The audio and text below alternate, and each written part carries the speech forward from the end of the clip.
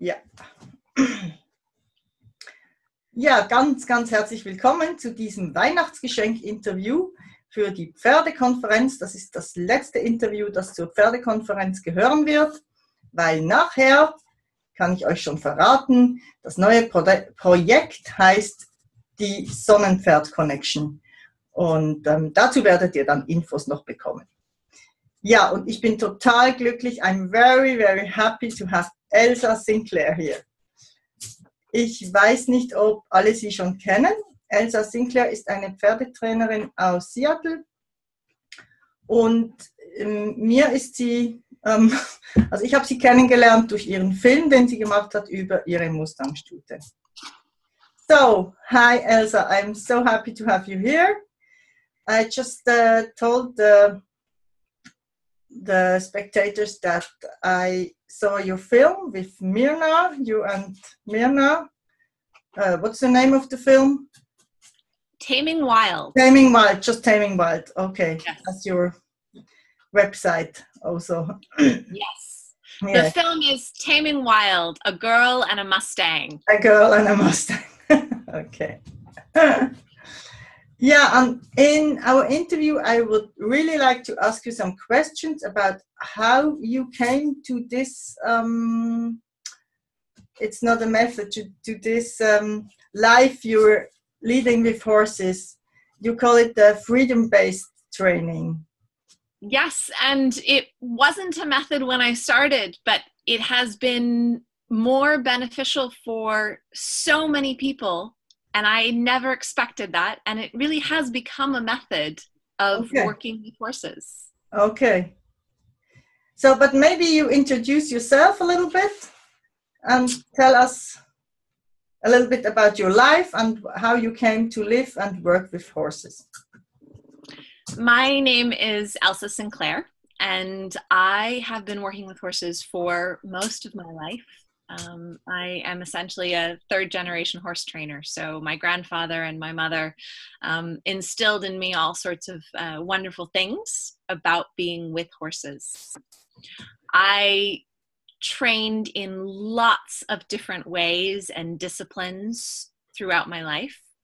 And when I was in my 30s, I was very involved in the movement that the United States is sort of famous for, of the natural horsemanship. So following the Pirellis and Buck Brannaman and Ray Hunt and, you know, Tom Dorrance and all of those huge names, I was very much following in their footsteps and learning as much as I could.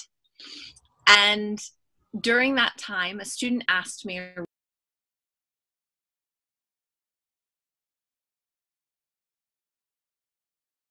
okay, so the question was, do horses like being ridden? And I said, yes, they do. But then she said, but what if they had not been raised as domestic horses to think that being ridden was normal? And I said, well, they bring Mustangs in out of the wild all the time, and they like being ridden.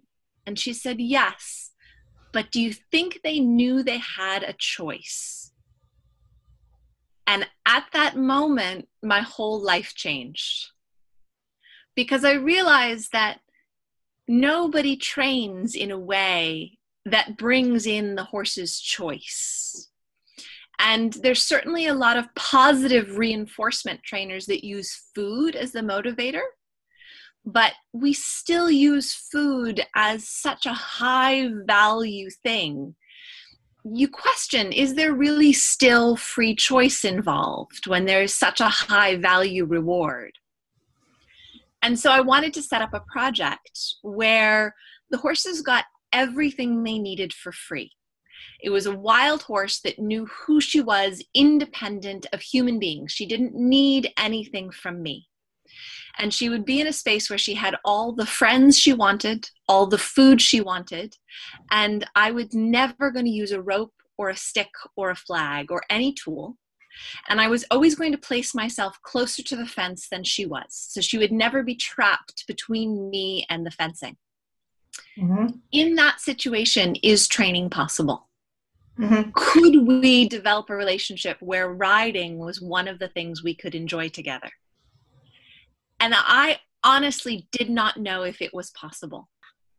So I decided to do this project, and a good friend of mine said, if you're going to do this, we need to film it. And I said, well, okay, but what if nothing happens? What if I sit in the pasture for a year doing nothing? Uh-huh. And she said, I think something's going to happen. I think we should film it. And so we did. And now that year is the movie Taming Wild, A Girl and a Mustang. Mm-hmm. And the things that I learned in that year was more learning than all of my 30-some years before that. That one horse taught me more about myself, about horse training, and about being in relationship than I have ever learned before. But I still thought that it was just an experiment. I thought people would watch the movie and say, oh, that's interesting, and then go back to their normal lives. But people started asking me to teach them what I had done. And I thought, sure, it might be interesting. And then I started getting these testimonials back of things that had changed, of how much better their relationship was, even from doing just 1 or 2 days of the things that I had spent a year on. Just doing a little bit of it made everything better for people. And so I really started to study it and break it down into, well, how could I teach it more efficiently so it's more useful to people? And now it's a whole method that I spend every day working on and teaching and learning more about. And what would you say is the most important thing that happens if they have a choice between humans and horses? Important thing is timing. Is when we choose to do something different. Because if you are in a bad feeling moment and you choose to do something different, when you come back to that thing, the memory is a bad feeling. And so you have to get good at finding the best feeling to change to another activity. And when you can find the best feeling and then do something different, and then the best feeling and then do something different, when you come back to the same thing you were doing, their memory is a good feeling. And so with practice, I help the horses associate me with as many good feelings as possible. And I really feel like the horses start to do it in turn, where they start to try and help me feel as many good feelings as possible with them. And that's where the partnership is born. Okay. Yeah, I can imagine that. So that's the reason why you say always at the end of a lesson, make something that lets you feel good and the horse. Yes. I just take that same idea that lots of trainers use, and I use it in many, many different times. So when I am standing next to the horse's shoulder, what is the best feeling that is possible before I stand on the other side of the horse next to their head? Okay. And what is the best feeling possible before I get on their back? And what is the best feeling possible before I get off their back? And that is the simplest explanation of the training I do. There's lots of other pieces to it that make it work well. But if I could just share that one feeling, that is the piece that allows the horse to want to work with you in freedom. Okay.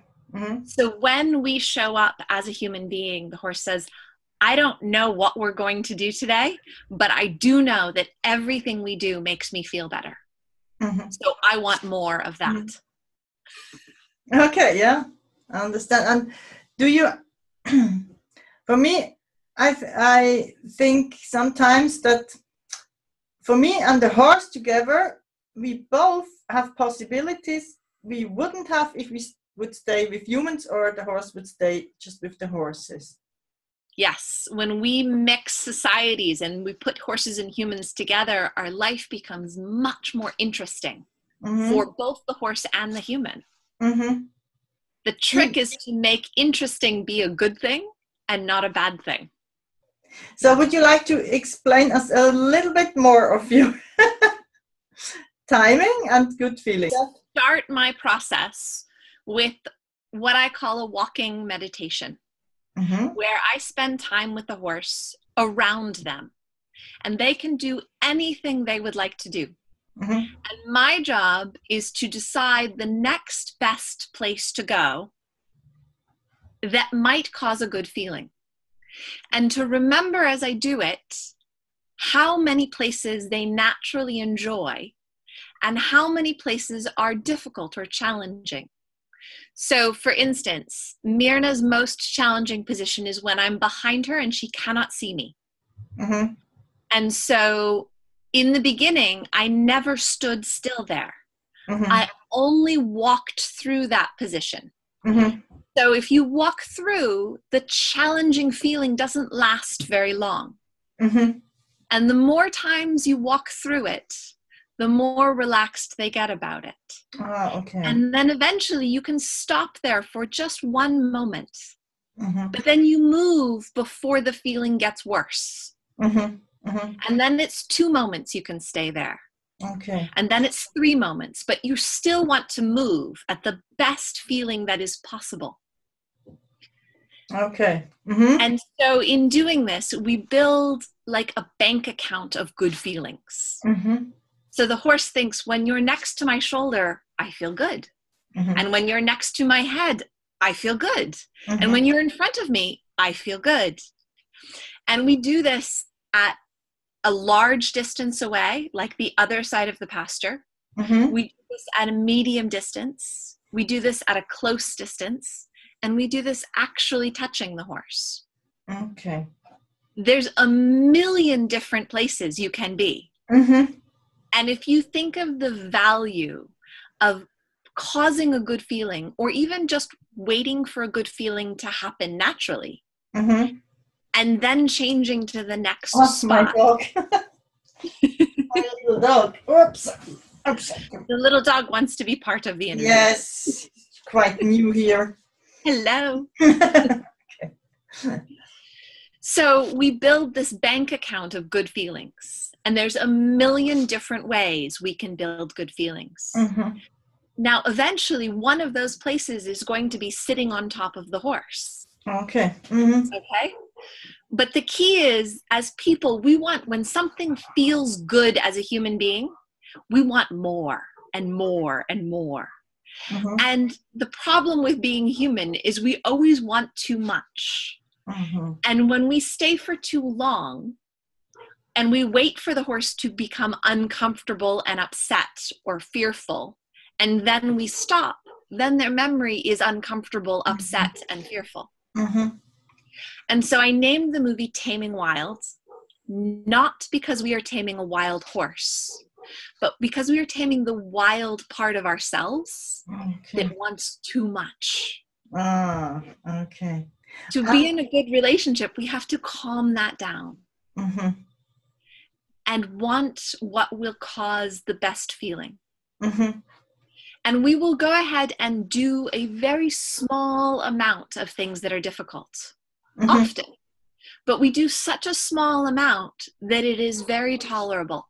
And the more times we try it, the more it becomes acceptable and then enjoyable until we want to do more.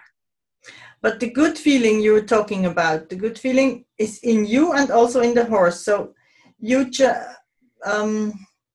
connect with the horse to get the feelings. Yes, you connect with the horse, but if you are not very connected, the good thing about horses is they will make it more obvious. So the idea is to connect with them and feel what they feel. But if I make a mistake, well, they will make it more obvious until I understand. And if they need to kick or bite or run away, they will do that. And I will think, maybe I should have paid more attention before they had to make that so obvious. Okay, and how about your feeling? Because this is also a very important part, I think. Yes. So my feeling is just as important as their feeling. And I worked with this very big horse that I was afraid of. And he was fine. But the longer I stood close to him, because he had a reputation for biting people, Mm-hmm. I could feel my own anxiety rise, and I was very afraid of him. And so I thought it's very important that I do not stand close to him too long, because then my association is more bad every time I'm close to him. Mm-hmm. So I would visit him and try and walk away at the best feeling I had. Mm, okay. So that every time I got close to him, I could do a little more and a little more until I realized that I really enjoyed him and I wasn't afraid anymore. Mm-hmm. So you sort of changed the method. Yes. You put it on you instead of the horse. Mm-hmm. Exactly. It's the same method, and it works for both the human and the horse. Okay. And if I'm in a bad mood, yeah, I go to my horse and I just recognize. When I am in a bad mood, I start at a distance. Okay. Because if you are very far away from the horse and you try to be just like them, look the same direction they're looking, put your feet the same way the horse's feet are, be their partner, but far enough away that you are not irritating. Okay. And then you'll find as you do this, your bad mood will start to go away. Mm-hmm. And as you become more calm in yourself, then you can get more and more close to the horse, and they are happy to have you there. Mm-hmm. Now, some horses know me so well that I can go be close to them when I'm in a bad mood, and they calm me down when I am close. Okay. Mm-hmm. But some horses don't have that kind of partnership, and my bad mood and their bad mood run into each other. So if you have a horse where your bad mood is going to affect them in a bad way, work at a distance, be far away from them. Mm-hmm. And you can still be their partner for as long as you have time for. Mm-hmm. But you do it in a way that is respectful of what your mood is and what their mood is. Mm-hmm. And do you also work with many horses at the same time? When I work with my horses, I usually work with them in their home. So for my horses, they're in a herd of 14 horses on a very large piece of land. Mm-hmm. And I mostly work with one horse at a time. Mm-hmm. So just one horse is my partner, even though all the other horses are there. As I develop this method, I am starting to challenge myself to see if I can hold a conversation with 2 or 3 horses. Okay. But I feel like a very small child learning a new language. Okay. And they can hold a conversation with many. Mm-hmm. But for me, it is easier to hold a conversation with one at a time. But you can be in the herd and the one horse knows that she or he is meant. Yes. Okay. Mm-hmm. When we sit in a very busy coffee shop and we're talking with our friends, they know when we're talking to just them. Yeah. Horses read body language the way we speak any language, English or German or French, or they read body language, and they know when we are partnering with one particular horse. Okay. Oh, it's very interesting. Yes, and you are coming to Germany next year? I will, yes. Yeah. I will be in Germany in the 3rd week of May. Okay. Yes, I'm very excited to come to Germany. If you can tell us something just to give us on our way with the horses, what would that be? What? A piece of advice for everyone? Is that what you're asking? Yeah, something like that. I would say that it is this feeling of timing. No matter what you are doing or what kind of training you are doing, really value the best feelings you can find. So when things are going really well, recognize that wild streak in yourself that wants more and more and more. And realize if you can say, that's enough of that, and then I will do something different, your horse will want to do more with you. Mm-hmm. And the same thing for us as people. If we get to the best possible moment with our horse, if we stop there and say, that's enough for today, we will want to come back tomorrow. Yeah. But if we say that is the best possible moment and then we do 3 more hours, Mm-hmm. we will be tired and we will not come back the next day. Mm-hmm. Mm-hmm. So really think to yourself, is it going to get any better than this? Yeah. And if Now, it's not going better, so I chose, okay, it might getting better, and I stay there, and I realized, oh no, now we lost the timing. Now it's, so what can I do then? so what I teach in my walking meditation is that all the distances are valuable. And so if I run into it not getting better, it getting worse, Mm-hmm. I think maybe I should be a partner at a different distance. Okay. So if I've been riding, maybe I can get off and make sure my horse is safe, take off their bridle, and go to a faraway distance and be their partner from a faraway distance. Mm-hmm. Mm-hmm. And then come back later to the close distance, and maybe they have a different way of thinking. Okay. Yeah. So change the setting. Change the setting, yes. Okay.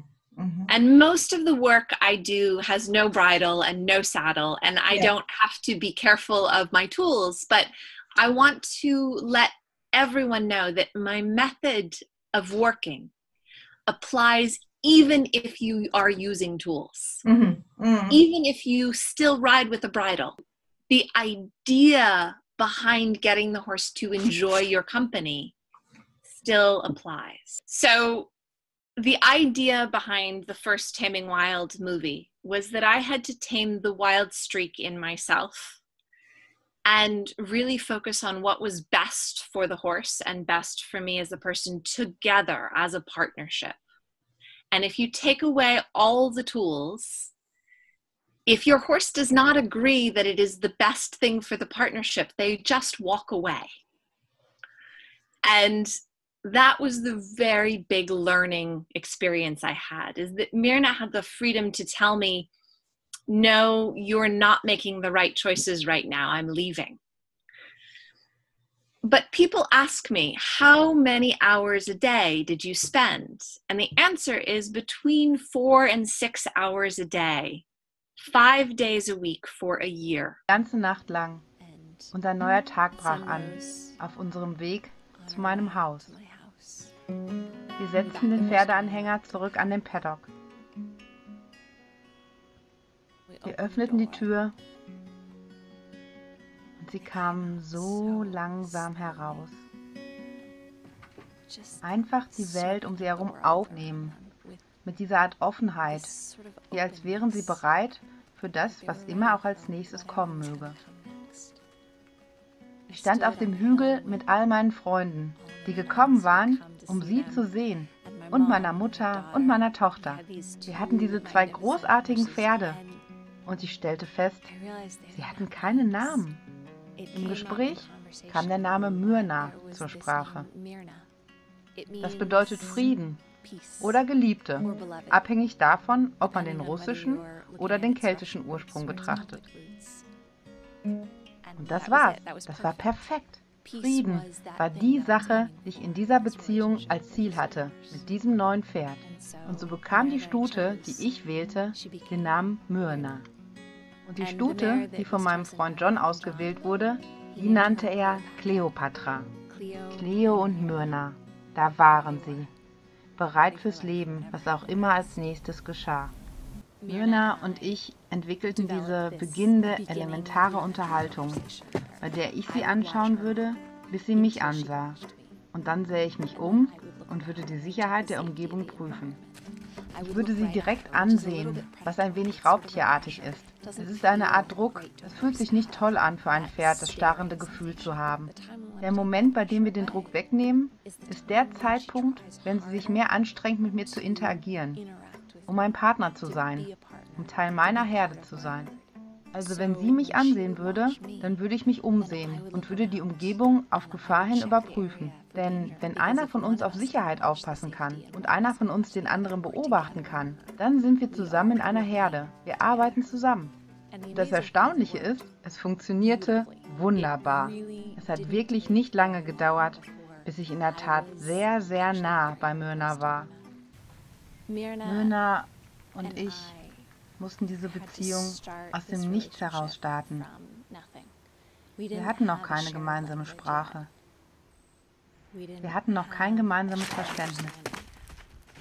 Mein Gedanke war, dass wir in der Lage wären, Dinge gemeinsam zu tun, weil die Beziehung und die Bindung, die wir aufgebaut haben, stärker sein würde als ein Seil oder ein Halfter oder jegliche Hilfsmittel, die Menschen für gewöhnlich verwenden. Aber um dahin zu kommen, mussten wir gemeinsam eine Sprache aufbauen. Eine aus Bewegungen, weil Pferde keine Worte besitzen. Sie haben Bewegungen. Also mussten wir uns zusammen bewegen. Jede Bewegung, die wir machten, bedeutete etwas.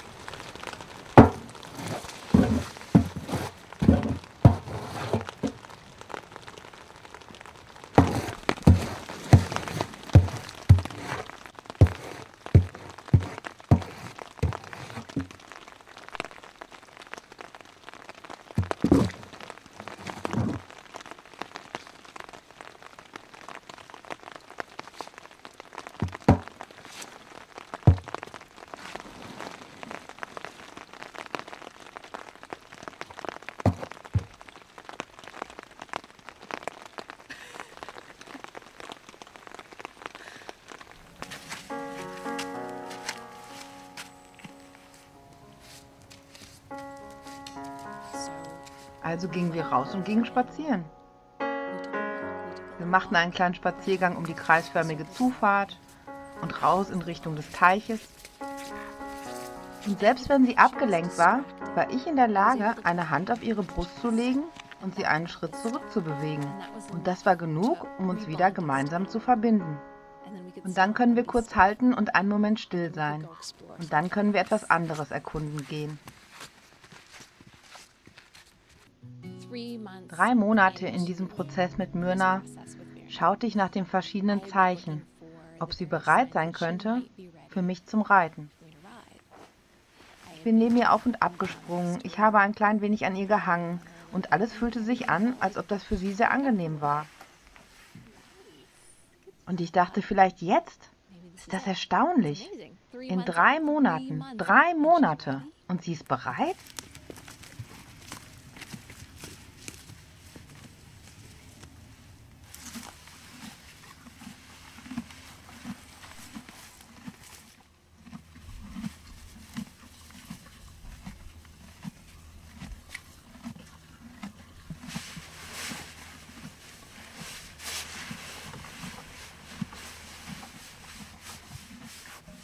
Sie stand neben einem Felsen und sie fraß etwas Heu. Und ich schwang mein Bein rüber und ich saß auf ihrem Rücken. Und sie fühlte sich gut an, überhaupt kein Problem. Ich dachte, das ist großartig, genauso belassen. Und sie kann über Nacht darüber nachdenken und ich stieg ab. Und am nächsten Tag kam ich zurück.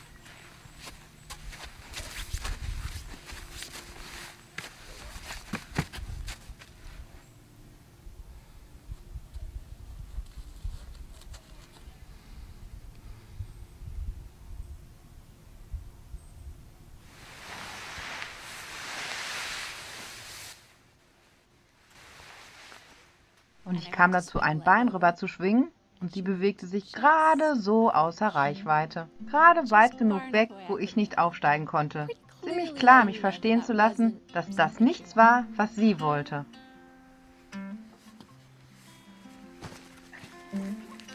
Und dann, morgen, passierte das Gleiche. Sie war nicht bereit für mich, um aufzusteigen. Jedes Mal sagte sie, nein, Reiten ist nicht Teil von etwas, das ich tue. Ich dachte, warum? Warum wäre es okay und dann nicht okay?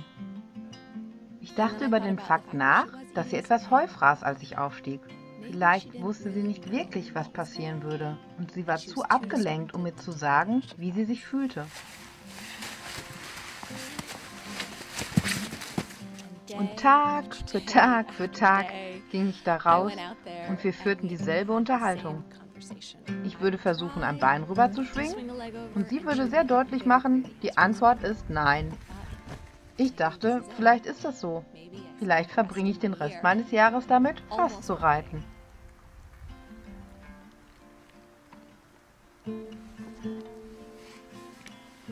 Und ich brauchte 3 weitere Monate, um diese Hürde zu überwinden und herauszufinden, auf welchem Weg ich sprechen könnte, sodass Möna gewillt war, die Unterhaltung mit mir weiterzuführen.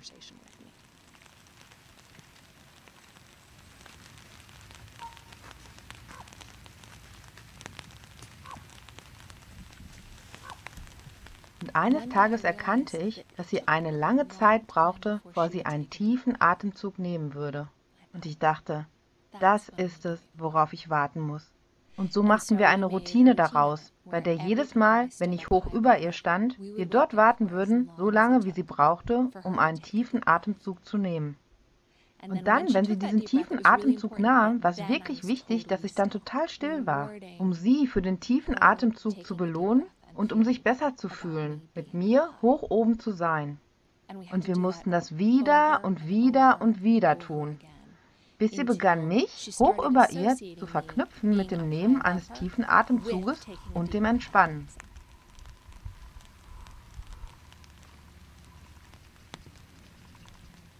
Und dann war sie bereit für mich, um aufzusteigen. Aber nur für einen Moment.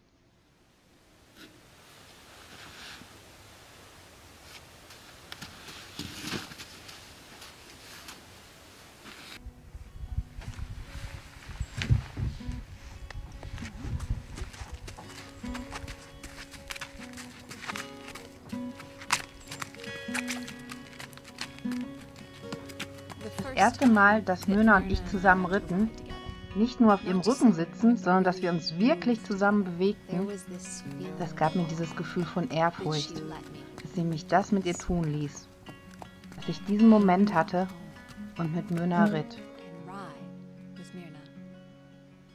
Und es war etwas, was sie tun wollte, mit Haut und Haaren und vollkommen freiwillig. Selbst wenn es nie wieder passierte. Das war ein Moment, an den ich mich immer erinnern werde. Möna war mit mir etwa 7 Monate zusammen und ich wusste, es gab wahrscheinlich eine 95-prozentige Chance, dass sie schwanger war. Und dann war es vermutlich irgendwann im März, als ich wirklich fühlte, wie das Baby trat. Ich war da oben reitend und ich konnte ihn fühlen, gerade wendend und drehend und an ihre Rippen tretend. Und sie schwankte manchmal seitwärts, weil er sich so abrupt bewegte. Und ich dachte, okay, sie ist definitiv schwanger. Dieses Projekt wird 3 von uns beinhalten, anstelle von nur 2. In dem ersten Moment, als ich auf ihrem Rücken saß und sie in der Brandung planschte und ich den Sog der Wellen gegen ihre Beine spüren konnte und ich die Spritzer gegen meine Zehen spüren konnte, da dachte ich, wir haben es geschafft. Wir haben das zusammen geschafft. Sie ist gewillt, in ein komplett neues, unbekanntes Gebiet zu gehen. Gewillt, etwas völlig Neues zu tun. Und es zu tun, nur weil ich sie fragte.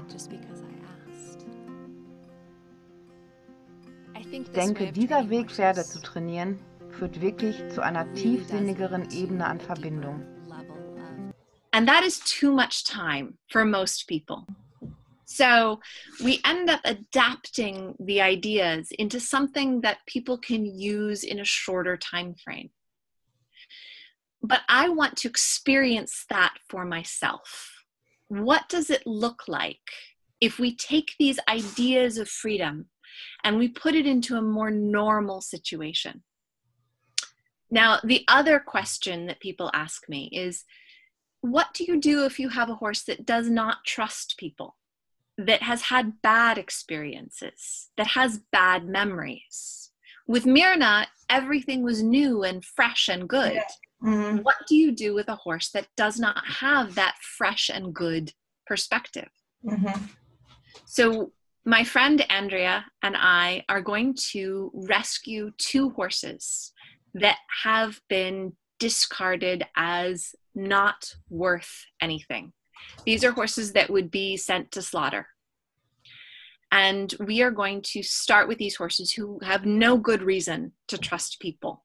They are going to need to develop a new trust. So they are not sick or ill, but they are just difficult as. Exactly. They are healthy, but emotionally they have not been able to work with people. Mm-hmm. And so people have considered them worthless. Andrea and I are going to adopt these horses, and then we are going to start on a trek where we hike across Costa Rica from the West Coast to the East Coast. Because I believe one of the biggest values that we can give horses is traveling with them in harmony. When a horse is in the wild, they travel in a herd. They have to go find water and go find food. And as they are traveling, they match up together and they walk very much like each other, the left feet and the right feet traveling together in harmony.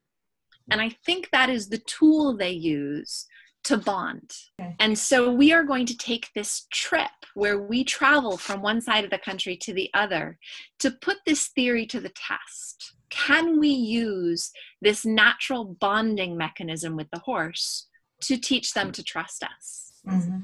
And what does that look like? How do we do that? And I think that that will take all of the things that I learned from Myrna and make it faster. Okay. Mm-hmm. So with Myrna, I just had to wait until she decided to move. And then I would move with her. Mm-hmm. And it was very, very long, the process. With this horse, we are going to have our 2 rescued horses and a pack horse. Okay. And because the pack horse will be helping us travel, they will have the inclination to keep up with the pack horse. And then Andrea and I will keep up with them. And we will use whatever tools we need to keep them safe. We do not want them running in front of traffic or getting hit by cars. Yeah. So there will be some halters. Mm-hmm. But the idea is, how much freedom can we give them? Mm-hmm. And how much trust can we build over the course of 2 or 3 weeks? 2 or 3 weeks, okay. Mm-hmm. Yes. And I think that will start when we start the end of January. End of January, okay. Yeah. And we finish filming in the middle of February. Okay. Wow. And I think that this will help people in normal everyday lives with their horses, because most people do not have hundreds of acres of pasture to keep their herd on. And most people don't have hours and hours and hours every day. But I want to show that you can still use the same principles that I use in complete freedom in a more normal human horse experience. Yeah. Did you already choose the horses? No, Andrea will be going to choose them in the middle of December so that they have some time to eat good food and be healthy before we start the trek. Okay. Yeah. Very interesting. Will there be some news on your blog or yes during these weeks? Okay.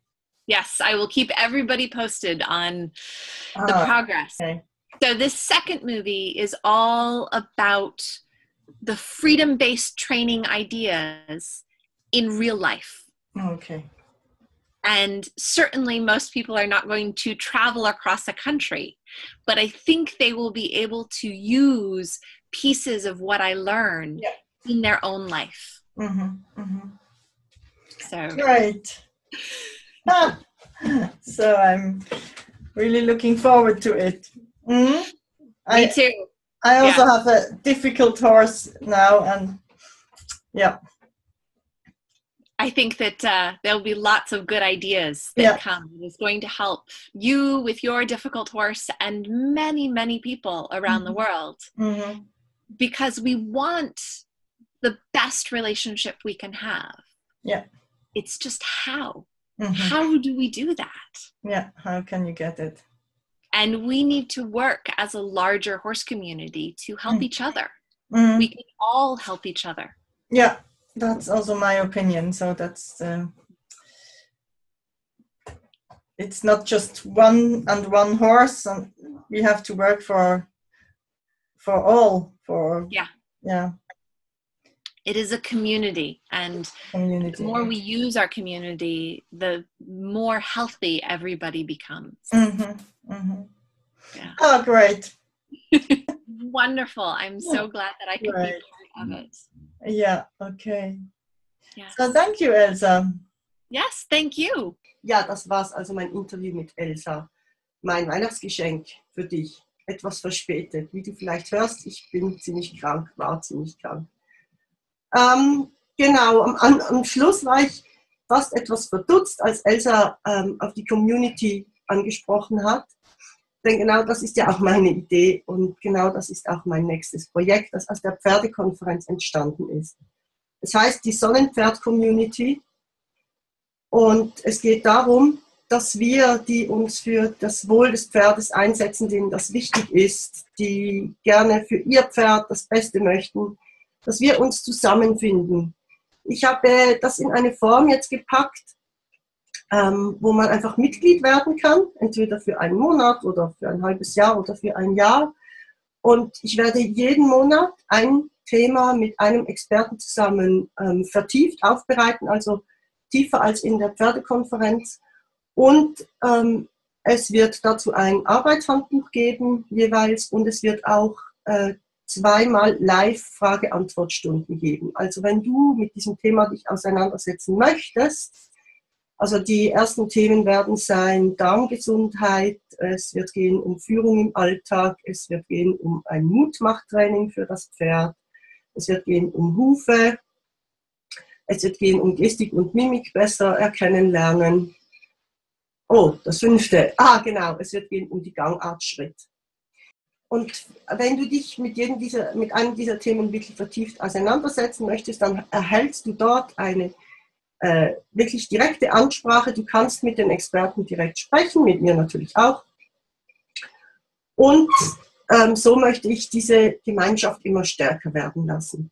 Dass sie auch nach außen strahlt, deswegen heißt sie auch Sonnenpferd Connection. Ja, ich werde dir den Link zur Seite, die ich dazu gestaltet habe, unten hinschreiben. Und wenn dich das interessiert, dann bitte sieh dich gerne da um. Und im Übrigen einfach alles Gute, viel Freude mit deinem Pferd. Deine Antoinette.